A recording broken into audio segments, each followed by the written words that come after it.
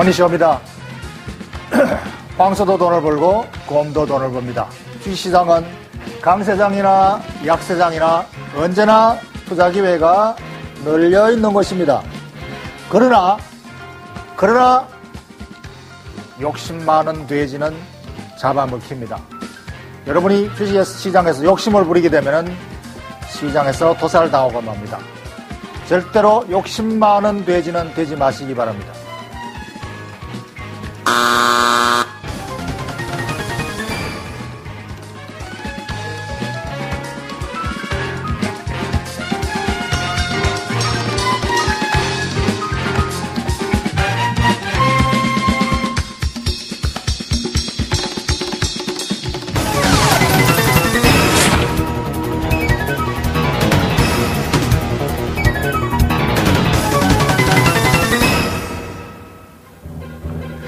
오늘날은 주식시장이 언론에 굉장히 많이 노출되어 있습니다.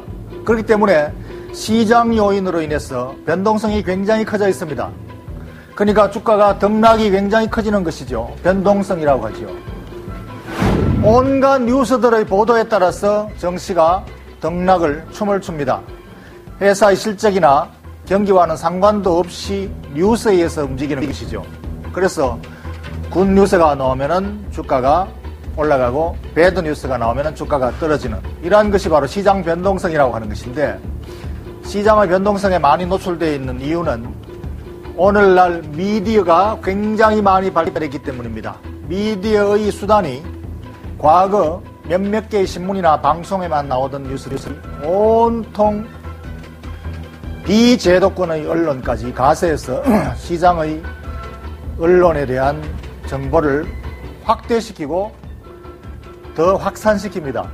그렇기 때문에 언론에 노출되어 있고, 특히 그러다 보니까 언론사끼리 서로 경쟁을 하다 보니까 서로 더 제목을 자극적으로 달게 됩니다. 더욱더 과장하는 것이죠. 같은 사건을 두고도 굉장히 자극적인 제목을 다는 쪽으로 일반인들의 눈길이 끌리고 판매가 늘어나는 것이죠. 그래서 이것이 과장된 보도로 주가도 마찬가지로 과장되게 반응을 합니다. 이것이 오늘 언론의 헤드라인 리스크라고 하는 거죠. 헤드라인 리스크. 제목을 자극적으로 달므로 해서 과장되어서 주가가 과장되게 등락을 하는 것을 헤드라인 리스크에 노출되어 있다, 이렇게 말합니다. 그것을 시장 변동성이라고 그러죠. 지난 5월 달에 중동 사태, 이것도 역시 헤드라인 리스크죠. 중동에 자스민 혁명이 일어나서 각 국가별로 소요 사태가 발생해서 온 중동이 난리가 나고 중동이 거의 무정부 상태에 들어간 처럼 보도가 됐습니다. 그래서 이 중동 사태가 석유 위기를 더 위태롭게 하고 석유 위기를 더욱 정폭시키고, 그래서 세계는 종말이 올 것처럼, 세계의 종말, 셀셀셀 팔아치우는 것이 바로 공포에 의해서 손절매를 하는 것이죠. 이것이 어느 정도 해소가 되어서 다시 또 주가가 반등을 하는가 했더니만 이번에는 그리스 사태가 나왔습니다. 그리스 디폴트. 해묵은 뉴스가 어떻게 어닝 시즌만 끝나면 이 뉴스가 계속 다시 반복을 됩니다. 그래서 유럽 재정 리스크가 또다시 불거져서 유럽 재정 리스크로 온 유럽이 파산할 것처럼, 세계 종말이 또다시 올 것처럼 온통 셀셀셀입니다.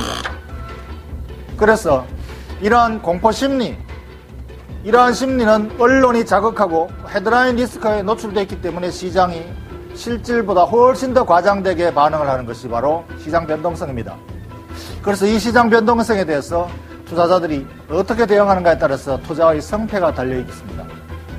가장 중요한 요인이 시장 리스크 또는 언론 헤드라인 리스크에 어떻게 대응하는가, 가장 중요한 투자의 성공의 열쇠.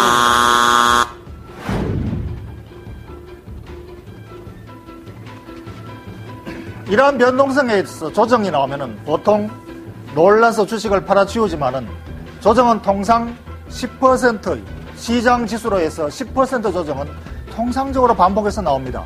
통상적인 조정은 어닝 시즌과 어닝 시즌 사이, 보통 3개월마다 한 번씩 반복되는 어닝 시즌 중간에 10% 조정이 상시적으로 나타납니다. 이것이 반복되는 것이죠.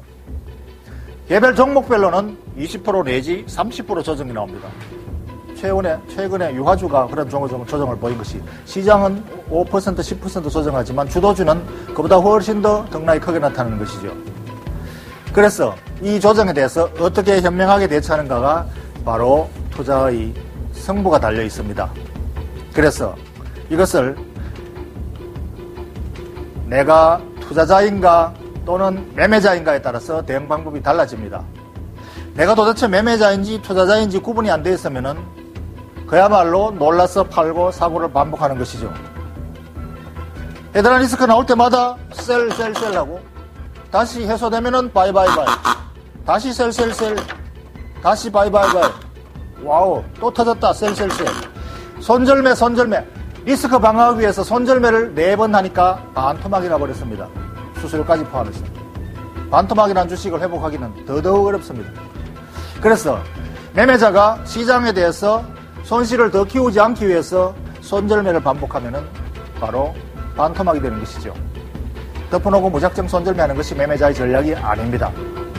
투자자는 오히려 저가 매수 기회로 활용하는 것이죠. 그래서 이것을 팔아야 되느냐, 저가 매수 기회로 활용해야 되는 것이냐는 그 기업을 봐야 됩니다.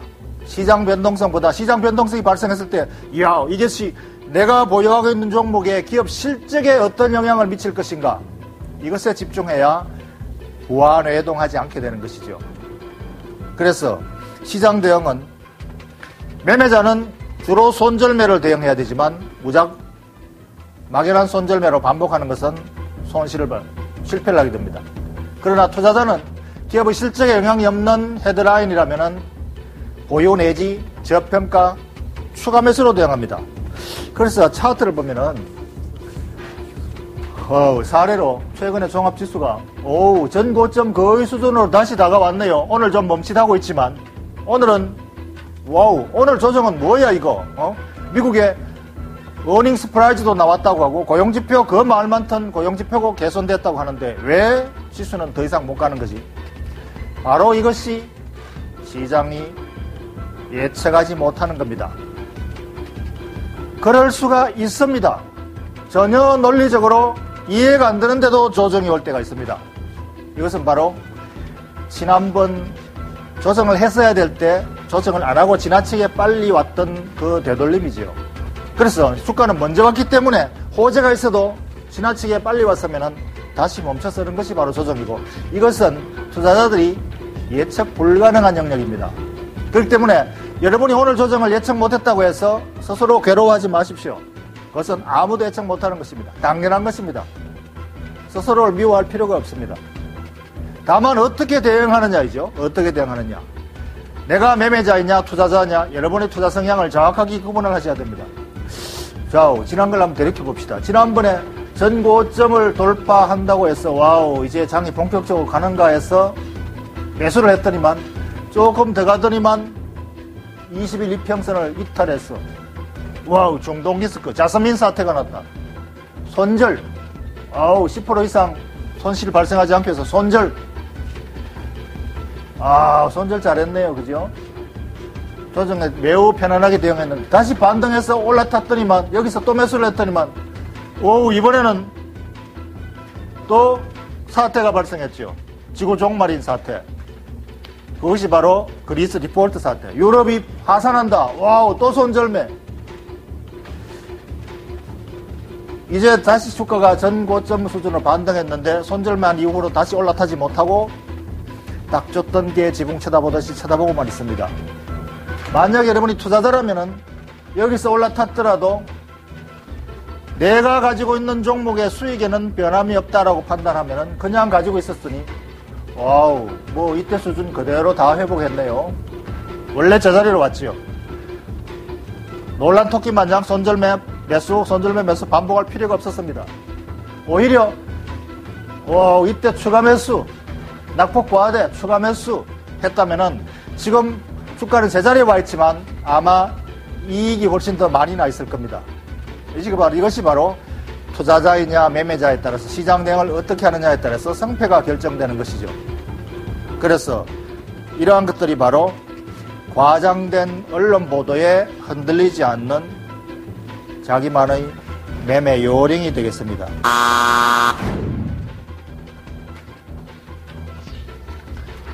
이러한 것은 평창 사태와 같은 평창 동계올림픽 이벤트와 같은 모멘텀 플레이에도 해당이 됩니다. 만약 여러분들이 모멘텀 플레이로 주식을 접근했더라면 모멘텀 플레이주는 동기 요인이 발생하기 전에 매수했다가 그 동기 요인이 실질적으로 노출이 되었을 때는 즉시로 파는 것이죠. 그것이 바로 모멘텀 플레이입니다. 동기부여가 되는 이벤트가 실제로 언론에 노출돼서 결정이 났을 때 그때 매수하는 것은 반대로 거꾸로 행동을 하는 것이죠. 지난번 평창 동계올림픽에 낙점이 되었다고 해서 온 세상이 우리 한국의 세상이 되는 것처럼 언론 보도 역시 과장 보도가 됩니다. 경제적 효과가 50조라니 70조라니 하는데 도대체 50조, 70조가 어느 정도 되는 거야? 어쨌든 돈이 엄청나게 많은 것 같은데 규모는 모르겠다. 모르겠으니까 질러라. 역시 바로 모멘텀 플레이의 맹점입니다. 평창 동계올림픽 수혜주. 동계올림픽이 용평에 있으니까 용평 옛날에 상용양해가 용평 주인 회사였고 지금도 거기에 상용양해가 시멘트 공장을 가지고 있으니까 아마 용평에 올림픽이 열리면 상용양해가 뜰 것 같다. 막연한 예측입니다. 그렇지만 어쨌든 간에 그렇더라도 만약에 당신이 동계올림픽 결정 이전에 배팅을 했다면은 이 시점에서 배팅을 했다면은 올림픽이 결정되기도 전에 주가가 미리 가능성을 보고 튀었다면은 와우 9%나 올랐네요. 이럴 때 차익 실현해도 매우 좋은 전략입니다. 그리고 아직까지 결정이 안 됐으니까 즉 결정 가능성이 추가로 더 남아있다면 좀 더 가지고 가도 좋습니다. 그러나 결정 당일날 아침에 상한가를 쳤다면 어우 정말로 땡큐죠. 그런데 와우 여기에 샀다가 여기에 파는 사람은 뭐야 도대체. 대부분의 개미들은 그날 여기에 샀다가 여기에 상한가 샀다가 하한가 팔면 하루에 20% 이상 손실이 나는 거죠. 그래서 만약에 모멘텀 플레이어라도 그 전에 예상해서 배팅을 했다가 확정이 됐을 때 차익을 실현하든가 아니면은 손절매하든가. 만약에 차익이 안 났더라도 반드시 손절매를 해야 됩니다. 왜냐하면 그 이벤트는 그 이후로는 이제 소멸되기 때문이죠. 그래서 만약에 여러분이 트레이딩으로 접근한 종목이 실제로 이익을 못 내고 손실만 나왔다. 와우 손실 내고 팔 수가 없다. 그냥 방치하면은 이것은 이대로 장기 투자로 가야지. 오래오래 가지고 가야지. 이것은 장기 투자 전략이 아닙니다. 그것은 방치 전략이죠. 방치하면은 결국은 파산하게 됩니다. 그래서 만약에 단기 트레이딩으로 접근했다면 반드시 목표를 달성하지 못하더라도 손실이 발생하더라도 정확하게 손절매를 하고 끝내야 됩니다. 그것이 바로 매매자 단기 트레이딩의 전략이죠. 그래서 절대로 단기 트레이딩 매매와 장기 투자와 혼용하면 안 된다. 대부분의 투자들이 이것을 혼용했기 때문에 단기 매매에서 실패하면 그냥 방치 상태로 놔두고 또 다른 종목 들어가고 해서 30개 종목이 수북하게 쓰레기 더미처럼 쌓여 있습니다. 손절매를 방치한, 손실을 않고 손실을 방치한 상태로. 그것은 절대로 장기 투자 전략이 아니죠. 그래서 여러분들은 시장의 변동성에 대해서 어떻게 대응할 것이냐, 조정에 대해서 어떻게 대응할 것이냐, 여러분이 매매자인가 장기 투자자인가를 분명히 구분해서 접근해서 그에 관한 전략으로 대응을 해야 승리가 있습니다.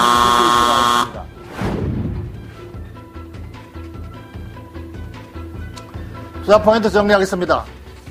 오늘 시장이 일시 조정을 보이고 있군요. 이 조정은 시장의 단기적인 예상 변동성은 아무도 예측할 수가 없습니다. 이것을 예측 못했다고 해서 괴로워할 필요가 전혀 없습니다. 당연한 겁니다. 그래서 시장의 변동성에 대해서 당신이 어떻게 대응하는가에 따라서 성패가 갈립니다. 시장의 변동성에 당신이 매매자인가 아니면 투자자인가, 단기 트레이딩으로 접근했으니까 아니면 장기 투자로 접근했는가에 따라서 대응 전략이 달라집니다. 만약에 트레이딩으로 접근했다면 차익 실현 또는 손절매 정확하게 해야 됩니다. 만약에 단기 트레이딩으로 접근한 종목이 손실이 났다고 해서 그냥 장기 투자로 가지고 간다면 이것은 장기 투자들이 아니고 방치하는 것이죠. 그것은 반드시 실패하게 됩니다.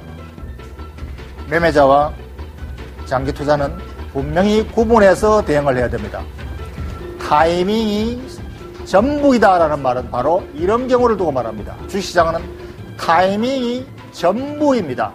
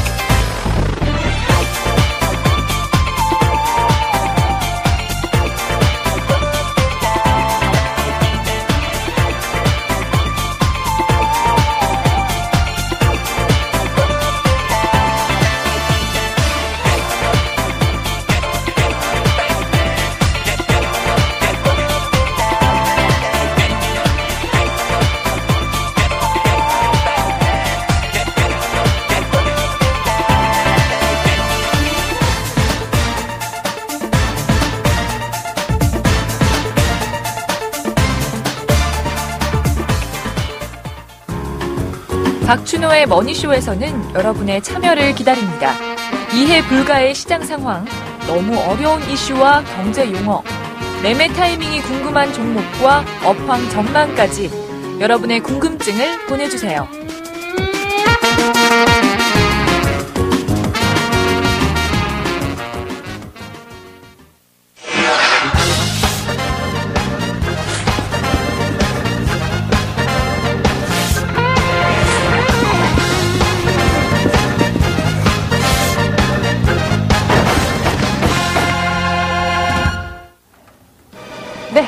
선택의 고민이 많으시다고요? 그렇다면 지금부터 저희와 함께 얘기를 나눠보시죠. 이 두 분과 함께 하겠습니다. 먼저 미래자산관리의 조승재 대표 나와주셨고요. 안녕하세요. 네, 안녕하세요. 네, 계속해서 박준호 소장 소개해 주시겠습니다. 안녕하세요. 안녕하세요. 네. 일단은 오늘의 종목을 소개해드리기 앞서서 지난주에 소개된 종목 수익률부터 먼저 점검을 좀 해보겠습니다. 지난주에 대유 에이텍을 소개해드렸었는데요. 수익률 점검을 해볼까요? 네. 매수가가 7월 1일 방송 시간으로 2,400원이었고요. 주종 최고가가 7월 5일 2,650원까지 올랐습니다. 현재가는 오늘 12시 기준 2,495원이고요. 목표가가 3,000원인데 수익률은 3.96%로 지금까지 달성되고 있습니다. 지금은 조금 더 2,500원까지 올랐기 때문에 수익률은 한 4% 정도 될 수가 있겠네요. 네, 대유 에이텍을 살펴봤습니다. 네, 그리고 대유 에이텍이 어떤 종목이었는지 혹시 모르신 지난주에 방송을 놓치신 분들을 위해서 한번 리뷰도 해보고, 그리고 계속해서 대표님께서 강조하신 것이 자동차 부품주를 많이 얘기를 언급하셨는데 네. 자동차 부품주를 다시 한번 좀 축 점검을 해봐야 될 것 같습니다. 먼저 대유 에이텍 지금 4% 정도의 수익률이 나고 있거든요. 네, 뭐 계속 보유하시면 될 것 같고요. 이동평균선 모여서 가고 있는 중이니까 보유 전략으로 가져가시면 되겠고, 그동안 한 2달 동안에 자동차 부품주 추천이 참 많았었죠. 그래서 현대모비스 같은 경우도 지금 한 15%, 20% 벌써 났습니다. 그리고 현대 EP 같은 것도 한 10% 정도 수익이 났었고요. 그 다음에 유니크 같은 경우도 지금 한 20%, 이건 한 2달 전쯤 추천한 것 같은데 한 20% 났고, 그래서 자동차 부품이 전반적으로 수익이 좀 많이 난 편이고요. 그 다음에 수익이 좀 적게 난 것들도 전부 다 보유 전략으로 가져가시면 되겠다 하는 것이고, 자동차 부품은 이제 한미 FTA가 이제 곧 아마 7월 내지 8월 중으로 통과될 것 같아요. 그럼 또 하나의 재료가 남아 있습니다. 그렇기 때문에 보유 전략으로 가져가셔도 되겠다는 거. 그리고 이제 그동안 추천드렸던 종목 중에서 다시 한번 점검 몇 개 해볼 거. 코스모화학이 14,000원 추천드렸는데 오늘부터 한 20% 났어요. 그래서 한전기술도 지금 한 20% 났습니다. 한전기술은 20% 넘습니다. 54,000원에서 지금 68,000원이니까 한 25% 가까이 되겠는데요. 물론 이제 바이오랜드 같은 거는 조금 손실을 보면서 이런 그거는 제외를 한 바 있고, 결국은 시장 테마가 좀 상당히 중요하다는 생각이 들고요. 그래서 요런 그 원자력 관련주, 이런 것들은 앞으로 상당히 시세가 좀 크게 날 수 있는 모멘텀을 확보하고 있다. 그다음에 자동차 부품도 계속 보유전략으로 가져가시면 되겠고, 석유화학이나 이런 쪽에서도 실적 좋은 것들은 다시금 시세가 날 수밖에 없는 구조다는 거 말씀을 드리겠습니다. 네, 이렇게 그동안 소개해 주신 종목들을 쭉 소개를 해 주셨는데 이런 건 어떻습니까? 지금이라도 이건 꼭 한번 사봐라 라는 혹시 이런 종목이 있으실까요? 네, 이 코스모화학 같은 거 이런 거 코스모화학. 조금 더 조정받으면 좋을 네. 것 같습니다. 왜냐하면 지금 이산화티타늄 지금 물건이 없어서 못 팔 정도로 잘 팔리고 있고요. 네. 2차 전지 기초 소재 쪽 이제 7월 초부터 상업화 생산에 들어가서 LG화학의 납품이 들어가고 있기 때문에 굉장한 성장 모멘텀이 확보되고 있다. 이렇게 되고요. 그다음에 한전기술. 한전기술이요. 네. 이거 제가 생각했을 때는 오늘 아침에도 한전기술 사장이 원자력은 반드시 다시 부흥이 일어난다. 네. 이렇게 강하게 얘기했는데 지금 일본이 지금 원자력에 치중할 수 없는 상태이기 때문에 그 빈자리를 완전히 노마크 찬스로 치고 들어가서 제 생각은 원래 연말까지 몇 군데, 한두 군데 정도는 신규 수주가 일어나지 않을까 이렇게 생각이 드는데요. 이번에 우리나라 정부가 남아공하고 원자력 강화 협정을 체결했어요. 그래서 이런 협정을 체결하게 되면 통상적으로 보면 뒤따라서 원자력 수주가 하나 일어납니다. 네. 원전 수주가. 그래서 그 가능성도 상당히 높고 지금 터키하고도 뭐 거의 일본하고 거의 완전히 협상이 거의 체결되는 수준까지 갔다가 지금 일본 문제 때문에 그게 결렬이 됐죠.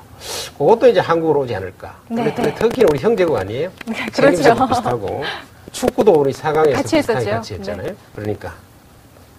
알겠습니다. 지금이라도 한번 매수를 해보자는 찬스를 주신 것은 한전기술과 코스모화학이었는데 지금 한번 체크를 해보시는 것도 좋을 것 같습니다. 이제 본격적으로 오늘 소개해 주실 종목 어떤 것이 있습니까? 먼저 보여주세요. 네, 밑에 나오네요. 현대 B&E 스틸 갖고 오셨습니다. 라운드 3를 통해서 세 가지 라운드를 통해서 먼저 투자 포인트 짚어보겠습니다. 라운드 1을 통해서 투자 포인트 먼저 짚어보죠. 라운드 1입니다.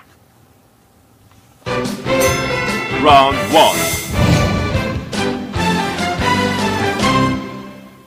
네, 먼저 투자 포인트 몇 가지 짚어보겠습니다. 현대 B&G 스틸인데요. 어떤 포인트들이 있습니까? 네, 현대 B&G 스틸은요, 베일회사인 현대차 그룹의 동반성장주다 이렇게 표현될 수 있는데, 네. 이게 애널리스트들 사이에서 리서치 분석 대상에서 제외가 그동안 쭉 됐던 종목입니다. 별로 네. 연구를 안 해본 기업이었죠. 그런데 이제 그 성장 가치를 이제 주목을 좀 받기 시작하는 초기 우매이다 이렇게 생각되고요. 먼저 그 미국 경기가 이제 회복이 완전히 저는 개인적으로 미국 경기가 하반기에 굉장히 회복이 강하게 일어날 거다 이렇게 생각하고 있습니다. 그래서 그렇게 되면은 원자재 가격이 상승이 다시 일어날 수밖에 없다는 것이죠. 네. 또 중국은 경제 성장이 9% 10% 계속되기 때문에 원자재 상승이 계속 이어진다 그러면 이 현대 B&G 스틸도 니켈 가격이라는 이 원자재 상승 흐름에 수혜줍니다. 그러다 보니까 이쪽에 하나의 중요한 주가 상승 모멘텀이 하나 있다는 것이고, 그다음에 현대제철하고 합병설이 끊임없이 지금 시장에 나오고 있어요. 그래서 현대제철과 겹치는 부분도 있고 해서 합병 가능성이 꽤 있다 이렇게 생각이 됩니다. 이것이 뭐 자꾸 루머가 계속 나온다는 것은 가능성이 상당히 있고 검토가 좀 되고 있는 측면 아닌가 이렇게 판단이 되고요. 그다음에 세 번째는 그 현대차 그룹의 계열회사로서 스테인리스 냉연 강관의 납품 비중이 꾸준히 증가하고 있습니다. 한 20%에서 지금 한 30% 정도로 늘었거든요. 근데 앞으로 상당히 더 늘 것 같다는 거예요. 또 현대차 기아차에도 납품이 되지만 또 하나는 현대 로뎀의 철도 차량 외장재로 납품이 또 많이 되고 있습니다. 근데 이 현대 로뎀은 지금 브라질 고속철 여기에 지금 굉장히 주력을 하고 있고요. 그 다음에 미국이라든가 다른 나라도 이 고속철이 앞으로 굉장히 거대한 수주 모멘텀들이 남아있기 때문에 그 중에 하나만 수주해도 상당히 이 철도 쪽의 비중도 상당히 높아질 수 있는 하나의 모멘텀이 있습니다. 그래서 현대차 그룹 계열사로서의 어떤 납품 비중 증가에 관한 이런 포인트가 있다는 것이고, 그 다음에 실적이 상당히 좋아질 것 같아요. 특히 실적은 올해부터 굉장히 좋아진다. 올해부터 작년까지는 미미한 정도의 증가라고 본다면 올해부터는 상당히 증가할 것 같다 이렇게 생각이 됩니다. 지금 도표가 나오죠. 작년 3분기에 매출액이 1,900억에서 2,000억, 2,200억 쭉 되면서 실적도 꾸준히 증가하는, 그리고 올해 1분기 실적이 상당히 좋죠. 증가하고 있는데 올해 실적은 굉장히 좋아질 겁니다. 2분기, 3분기, 4분기. 왜 그런가 하면 기존의 이 현대기아차가 잘 팔리니까 거기에 들어가는 스테인리스 냉연 강관 비중도 높아져서 실적이 좋아지지만, 또 한 가지 중요한 포인트가 극박 제조 설비를 작년 6월 달에 완공을 해서 올해부터 이제 극박 아변 제품을 본격적으로 판매에 들어갑니다. 근데 이 극박 아변 제품이라고 하는 것은 어디 쓰는 거냐 했을 때 우리가 태양전지, 그 다음에 연료전지, LCD, 휴대폰, 의료장비 등등에 들어가거든요. 근데 여기에 관련되는 광폭 박판 설비를 보유하고 있는 회사가 국내에서는 이 회사밖에 없어요. 따라서 이쪽에서 매출과 이것도 상당히 영업이 늘 것 같은데, 특히 영업이익 부분이 굉장히 고부가 부분입니다. 그래서 영업이익이 상당히 가파르게 늘어날 것 같다 이렇게 생각되고, 시총이 지금 3천억 수준이에요. 그래서 지금 재벌 그룹 중에서 3천억짜리는 굉장히 적은 거죠. 그래서 가볍다는 겁니다. 지금 투자 포인트 쭉 들어보셔야 되는데, 선생님 어떤 부분 좀 가장 좀 동의가 된다, 아니면은 좀 이건 잘못된 것 같다 라는 부분이 있으십니까? 예, 두 가지 측면에서 굉장히 좋은 포인트를 잡은 것 같습니다. 하나는 그 현대그룹 자동차 호황의 수혜를 받는 영역이다. 네. 그러니까 이 냉연 강판은 자동차에 많이 들어가서 자동차가 성장할수록 이것도 같이 동반 성장한다는 것이 이 회사의 성장성에 대한 신뢰를 줄 수가 있고, 네. 또 하나 특히 또 스테인리스 강이다. 네. 이것은 지금 현재 추세가 고급 강판, 그러니까 녹이 슬지 않는 스테인리스에 대한 수요가 건설 자재를 부르지만 자동차에도 굉장히 많이 확산되고 커지고 있다. 이 두 가지 측면에서 둘 다 이 회사의 성장성에 굉장히 뒷받침을 하고 있습니다. 그래서 그런 측면에서는 뭐 이 회사의 투자 포인트가 성장성이 상당히 큰 영역이다라는 것과 또 현대그룹 계열사라는 거 좋은 포인트입니다. 그리고 또 비교적 초기 국면에 있는 회사의 그 성장 잠재력이 상당히 열려 있다라는 것, 전부 다 동의를 합니다. 그런데 그 현대 계열사가 왜 이리 많습니까? 아들들이 너무 많아서 그런가요? 형제가 많아서 그런가요? 네. 숨겨진 현대 계열사 우선 왜 이렇게 많습니까? 정주영 회장이 정력이 전륜하기 때문에 아들은 엄청나죠. 엄청나고 이 장자 문화가 상당히 발달을 하면서 이제 현대 정주영 회장의 어떤 철학일 수도 있겠고요. 우선 형제들 전부 다 이제 회사를 하나씩 주는 문화, 이런 것들이 보편화되어 있기 때문에. 그런데 우선 정 회장의 어떤 그 집안 일가가 정력도 좋지만은 힘들이 아주 센 것 같아요. 그래서 정신력도 강하고 이래서 경영들을 대부분 잘하고 있는 것 같습니다. 그렇게 뭐 경영을 못하는 사람들이 별로 없다는 것이고, 정신이 좀 강하고 이러니까 우리가 꼭 집안 가족 경영이 나쁘다 이렇게만 또 따질 건 아니다 이렇게 생각이 드는 거죠. 뭐 결과로 수치가 실적이 증명해 주는 거니까. 네. 가파른 실적 성장세가 앞으로 기대된다는 부분에 대해서는 같이 좀 동의를 하시는 부분입니까? 예, 그렇죠. 지금 그 스테인리스 강은 그 수요가 굉장히 넘쳐나고, 네. 그 때문에 이 스테인리스 강의 원재료, 니켈이라든가 이 철근에 들어가는 그 첨가제, 네. 이런 부분이 굉장히 비싼 고가 그 상품 시장이 계속 가파르게 올라가고 있습니다. 그만큼 수요가 굉장히 늘어나고 있다는 것이죠. 네. 그래서 아마 자동차 고급화 추세가 계속 진행되는 것만큼 아마 네. 이 시장도 굉장히 커질 것으로 예상이 됩니다. 네, 현대제그룹의 회사인 현대 BNG 스틸 가파른 실적 성장세가 앞으로 기대될 수 있다는 투자 포인트도 짚어봤고요. 이번엔 라운드 2를 통해서 이번에는 기업 가치 분석해 보겠습니다. 라운드 2입니다. Round 2. 네, 이번엔 가장 중요한 기업 가치를 좀 알아보죠. BNG 스틸 기업 가치 부분에서 매출과 영업이익, 순이익 좀 살펴봐야 될 것 같은데요. 어떻습니까?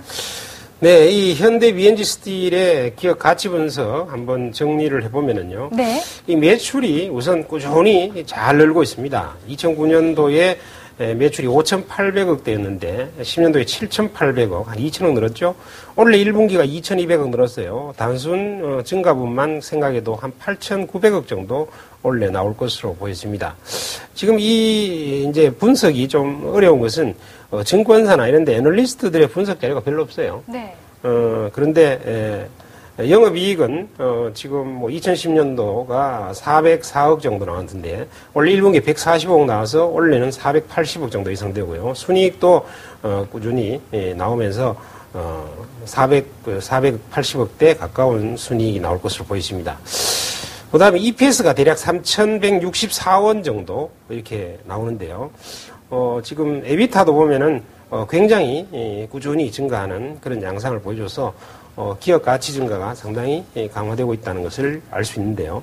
뭐 적정 주가 우리가 뭐 통상적으로 생각할 수 있는 EPS의 10배 수준 보면 한 31,000원 정도 나옵니다. 지금 주가가 한 2만 원 정도 수준이니까요. 상당히 퍼 10배 잡았을 때도 여력이 꽤 많다 하는 것이고, 그 다음에 특히 이 회사의 원래 극박 아변 제품, 이것이 제대로 이제 하반기부터 팔려나간다면은, 그 성장 가치가 더 붙이면은 주가도 상당히 더 많이 올라갈 수도 있겠다. 예상됩니다. 그래서, 우선, 목표 가격을 얼마나 잡을 거냐 했을 때, 이 최고 가격이 29,400원이에요. 그런데 그거는 이제 꼬리를 단 고점이고, 그 밑에 보험상으로 제일 고점이 26,000원 수준입니다. 그 정도까지는 무난하지 않을까. 이렇게 생각이 되고요. 적정 주가로 보면 한 31,000원쯤, 장기로 보면 31,000원쯤은 충분히 가야 된다 봐야 되죠.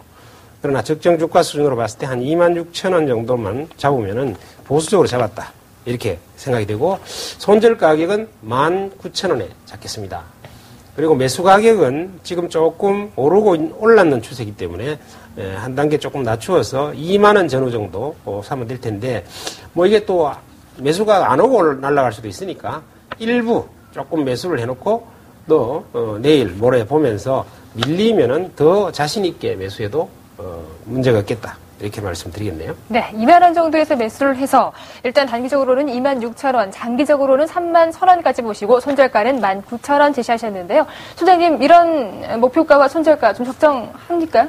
예, 뭐 충분히 지금 실적 예상치가 신뢰성이 있다면은 뭐 충분히 가능한 영역입니다. 네. 다만 이제 이 실적 추정치가 애널리스트의 참고치가 없기 때문에 조금 신뢰성이 떨어질 수가 있는데, 1분기 실적 나온 걸로 기준해서 연장선상에서 본다면은 충분히 이 정도는 실적이 나올 수 있다. 네. 보수적으로 뭐 잡아도 1분기 실적보다 2분기가 좋을 것이고 3분기가 좋을 것이다. 이것은 왜냐? 자동차판이 여전히 좋기 때문에 이 회사는 성장 과정이 있기 때문에 당연히 예상할 수 있는 겁니다. 그러니까 1분기 실적만 연장한 상태의 원래 실적이라면은 상당히 보수적으로 잡은 것이고, 또 거기다가 이 PER을 10배 수준으로 적정 가치를 줬다라는 것도 충분히 납득이 갑니다. 자동차 부품 회사들의 밸류에이션까지는 못 매기더라도 철강업종 밸류에이션보다는 좀 더 높이 줄 수 있다. 왜냐하면은 이 회사의 이 제품들이 대부분 자동차 관련 쪽으로 많이 가기 때문에. 네. 그래서 뭐 충분히 이 정도면은 적정한 가격이다. 저는 그렇게 봅니다. 네, 그렇다면은.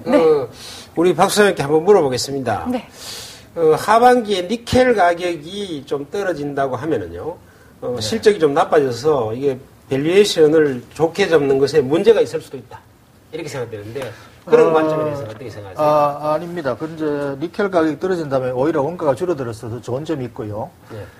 니켈 가격이 지금 떨어지는 것은 수요가 줄어서 떨어진다면 문제가 되겠지만, 만약에 투기 수요가 줄어들어서 공급 과잉이 실질 수요에 근접해서 떨어진다면은 뭐 이 회사 같은 경우는 오히려 좋은 마진이 오히려 더 좋아지는 계기가 될 수 있다. 그런 측면에서는 뭐 오히려 실적에서는 긍정적이다. 저는 그렇게 봅니다. 실질 수요가 줄어든 것이 아니기 때문에. 네, 이렇게 해서 라운드 3를 좀 넘어가 보죠. 라운드 3를 통해서 기술적 분석 바로 해보겠습니다. 라운드 3입니다.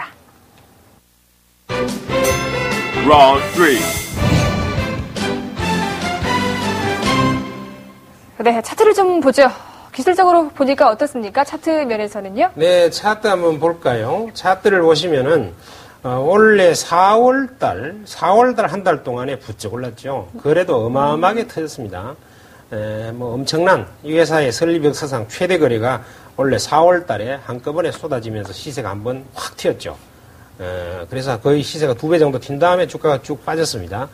그런 다음에 지금 6월 달에 보면은 쌍바닥을 찍고 올라왔는데 거래가 끊어져 있어요. 즉 무슨 얘기냐면은 대량 거래가 실리고 쌍바닥인데 거래가 없다. 그리고 이제 조금씩 거래가 조금씩 늘면서 이렇게 올라오고 있다는 것은 이것이 이게 회사가 좋아지거나 혹은 매집된 것이 아니라면은 주가가 무너질 텐데요. 무너지지 않고 양봉으로 계속하고 있다는 것은 고점까지 계속 올라갈 것이다 이렇게 예상이 됩니다. 네, 어떻게 보세요, 소장님은? 예, 조 회장께서는 항상 이 차트 모양이 아주 좋은 걸 잘 올라오십니다. 그러니까 차트 모양은 참 좋은데요. 근데 차트를 너무 믿지 마십시오. 어쨌든 실적에 대한 체크를 더 하시는 것이 중요하고 이 회사도 역시 그 대형주는 아니기 때문에 포트 비중을 20% 정도로 제한해서 접근하는 것이 중요하다. 네. 그러니까 수급에 대해서 의외로 또 변동성이 있을 수 있다. 이런 점을 항상 염두에 두고 접근하는 것이 좋겠습니다. 네, 이렇게 해서 조승주 대표께서는 베일에서의 현대차그룹 동반 성장주라고 강조하셨고 또 박춘호 소장께서는 좋은 종목이긴 하지만 비중을 조금은 제한시켜보자라는 말씀해 주셨습니다. 이렇게 오늘 두 분과 함께했습니다. 매매의 기술이었습니다. 고맙습니다. 네, 고맙습니다.